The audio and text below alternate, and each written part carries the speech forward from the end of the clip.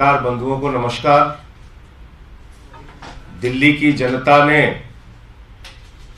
अरविंद केजरीवाल जी के दिल्ली सरकार के कामों को देखते हुए एमसीडी के चुनाव में एक बड़े सपने और उम्मीद के साथ दिल्ली को एक साफ सुथरा शहर बनाने की उम्मीद के साथ, जन आकांक्षाओं को पूरा करने की उम्मीद के साथ केजरीवाल जी को एमसीडी में भारी समर्थन के साथ जिताया। आम आदमी पार्टी को भारी समर्थन के साथ जिताया। और आपने देखा होगा कि किस तरीके से तमाम जद्दोजहद के बाद, तमाम कोशिशों के बाद भी भारतीय जनता पार्टी अपने साजिशों में, अपने प्रयासों में सफल नहीं हो पाई जो मेयर के चुनाव में करना चाहती थी। और डॉक्टर सेली ओबराय जी, हमारे साथी आले मोहम्मद इकबाल साहब, इन दोनों ने मेयर का चुनाव जीता, अच्छे मतों से जीता, अच्छे ढंग से काम किया जितना भी समय इन लोगों को मिला। 26 तारीख को फिर से मेयर और डिप्टी मेयर का चुनाव होना है। पार्टी के शीर्ष नेता, दिल्ली के मुख्यमंत्री, पार्टी के राष्ट्रीय संयोजक आदरणीय अरविंद केजरीवाल जी ने तय किया है कि मेयर पद के लिए 26 अप्रैल को होने वाले चुनाव में डॉक्टर सेली ओबराय जी फिर से हमारी प्रत्याशी होंगी और डिप्टी मेयर पद के लिए आले मोहम्मद इकबाल साहब ये हमारे प्रत्याशी होंगे। तो डिप्टी मेयर और मेयर जो अभी तक थे वो आगे भी होंगे और जैसे पहले जीत दर्ज की ऐसे इस बार भी भारी मतों से ये लोग चुनाव में जीतेंगे। 26 अप्रैल को चुनाव प्रस्तावित है।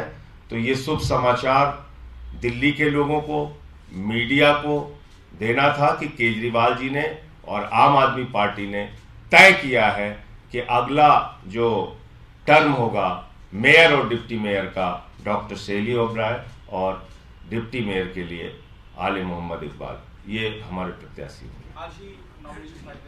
आज ही इन लोगों का नॉमिनेशन है, तो नॉमिनेशन आज ही ये लोग फाइल करेंगे। और जैसा मैंने आपको कहा कि बहुत अच्छे ढंग से इन लोगों ने सीमित समय में अपना काम करके दिखाया है, अपनी योग्यता का परिचय दिया है और दिल्ली वालों की बहुत थोड़े समय में ही जो सेवा कर सकते थे इन्होंने किया है। इसी के आधार पर केजरीवाल जी ने और पार्टी ने तय किया है कि ये लोग फिर से हमारे मेयर डिप्टी मेयर के प्रत्याशी होंगे। क्या लगता है बीजेपी पे जिस तरह के आरोप पिछली बार आपने लगाए तो जो हमने देखा सदन के भीतर, उस तरह की स्थिति पर आप क्या कहेंगे? देखिए, बीजेपी एक ऐसी पार्टी है, वो इस देश के लोकतंत्र को हर स्तर पे खत्म करना चाहती है। यानी अगर गांव की प्रधानी भी ये लोग हार जाए तो उसमें कोई भी कोशिश करते हैं कि कैसे हम इस सीट पे अपना कब्जा करें। तो एमसीडी में दिल्ली की जनता ने हरा दिया, वो चीज उनको बर्दाश्त नहीं हो रही थी। 15 साल तक लगातार उनकी लूट चली यहां पे।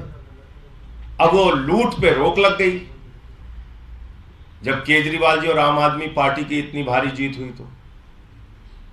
तो इसलिए बौखला कर वो एमसीडी के मेयर का पद छोड़ना ही नहीं चाह रहे थे। 3 बार झगड़े किए, लड़ाई की, हंगामे किए, हिंसक प्रदर्शन किया हाउस के अंदर। आप लोगों ने देखा होगा, वो सारा कुछ कैमरे पे कैद है। तो लेकिन हमारे जितने भी पार्षद थे मजबूती से खड़े रहे और उन्होंने वोट दिया डॉक्टर सेली ओबराय को भी और आले मोहम्मद को भी। दिल्ली विधानसभा का सत्र है, कल एलजी ने भी इस पर आपत्ति जताई, लेकिन बीजेपी ये कह रही है कि विधानसभा का इस्तेमाल गालियां देने के लिए करते हैं। एलजी को तो पहली बात कोई अधिकार ही नहीं आपत्ति दर्ज कराने का। विधानसभा में चुन के एलजी ने भेजा है, दिल्ली की जनता ने भेजा है। विधानसभा का सत्र कब बुलाना है, नहीं बुलाना है, ये एलजी तय करेगा। ये विधानसभा अध्यक्ष तय करते हैं। पहले भी विधानसभा का सत्र जब चाहा बुलाया गया है, बुलाया गया। कैबिनेट के मंजूरी के बाद सत्र बुलाया जा रहा है। आप लोग जो कहते रहे तो का दुरुपयोग हो रहा है, उस मुद्दे पर चर्चा होगी। बीजेपी कह रही है कि आप मिसयूज कर रहे हैं विधानसभा के स्पेस का। देखिए, ऐसा है कि अगर इस देश की जांच एजेंसियां सरकारों को गिराने के लिए काम करेंगी तो उसकी चर्चा विधानसभा और लोकसभा में नहीं होगी तो कहां होगी? अगर इस देश की जांच एजेंसियां नरेंद्र मोदी जी के इशारे पर जांच करेंगी तो आप मुझे बताइए कि उस पर चर्चा अगर विधानसभा में, सदन में और राज्यसभा लोकसभा में नहीं होगा तो कहां होगा? ईडी के बारे में मैंने बताया तो आपको डिटेल। ईडी ने कहा 14 फोन मनीष सिसोदिया ने तोड़ दिए, डिस्ट्रॉय कर दिए, और उसी के आधार पर माननीय न्यायालय ने मनीष सिसोदिया की जमानत याचिका रद्द कर दी।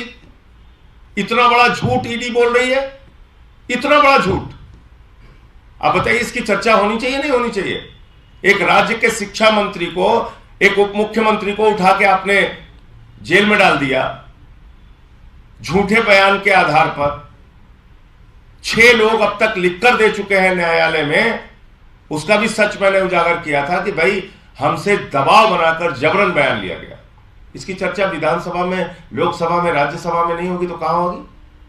मैंने तो खुद ईडी के मिसयूज का मामला देश के संसद में उठाया, राज्यसभा में उठाया तो बंद कर दो राज्यसभा। एलजी साहब को बोलो जाके राज्यसभा भी बंद करना। मैंने उठाया था ईडी के मिसयूज का मामला, उनके 3000 छापेमारी में 0.5% कन्विक्शन रेट का, और मुझे प्रिविलेज कमेटी का नोटिस मिला है, मैं वहां सारे साक्ष्य दे रहा हूं ईडी किस तरीके से मिसयूज करती है अपने पावर का। तो अब मैं चाहूंगा कि हाँ बताएं। सवाल और था, विपक्षी एकता की बात कर रहे हैं, कांग्रेस के साथ खड़े भी दिखते जब राहुल गांधी के खिलाफ कुछ होता है। अजय माकन ने सीधे तौर पर मुख्यमंत्री पे हमला बोला है, भ्रष्टाचारी बताया है, क्या उसी पैसे को इस्तेमाल अपने खिलाफ करते हैं, तो ये उनकी कथनी करने में अंतर नहीं दिख रहा है? देखिए, एक तरफ कांग्रेस के अध्यक्ष खड़गे जी अपना समर्थन देते हैं फोन करके अरविंद केजरीवाल जी को, दूसरी तरफ उनके पार्टी के नेता अजय माकन लेख लिख रहे हैं। तो कांग्रेस पार्टी आपस में संवाद नहीं करती या बातचीत नहीं करती, या इतनी कंफ्यूज है, या क्यों ये जानबूझ के कर रहे हैं? अजय माकन का बीजेपी से क्या रिश्ता है, बीजेपी से उनकी क्या साठगांठ हुई है, ये तो वही बता सकते हैं। जब उनकी पार्टी का राष्ट्रीय अध्यक्ष अरविंद केजरीवाल जी को समर्थन दे रहे हैं, तो वो अगर अरविंद केजरीवाल के खिलाफ लिख रहे हैं, आम आदमी पार्टी के खिलाफ लिख रहे हैं, तो निश्चित रूप से बीजेपी से कोई साठगांठ हुई होगी उनकी। एक छोटा सवाल और है, एक और सवाल है। मल्लिकार्जुन